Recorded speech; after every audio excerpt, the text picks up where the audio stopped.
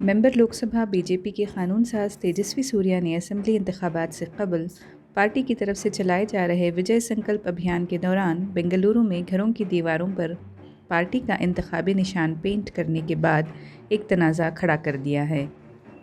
Bengaluru Navnirman party ने इस इक़दाम की मज़म्मत की है और इल्ज़ाम लगाया है कि बीजेपी ने अदालती हुक्म और शहरी इदारा बीबीएमपी के क़वानीन की खिलाफ वर्जी की है। किसी भी शख्स या पार्टी को इस तरह अवामी मकामात का गलत इस्तेमाल करने की इजाज़त नहीं है। कोई सियासी जमात अवामी मकामात को इस तरह बिगाड़ने के बारे में कैसे सोच सकती है। बेंगलुरु नवनिर्माण पार्टी ने सवाल उठाया है कि तसव्वुर करें कि अगर हर पार्टी ऐसा करने लगे तो शहर का क्या हाल होगा।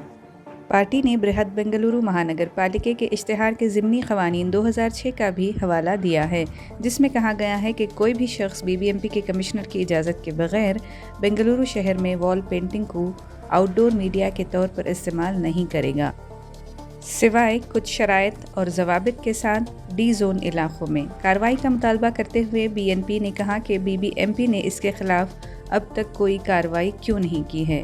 BBMP zonal commissioner south Jairam Raipura ने मीडिया को बताया कि ये अमल गैर कानूनी है और हम मतलूबा कार्रवाई करेंगे।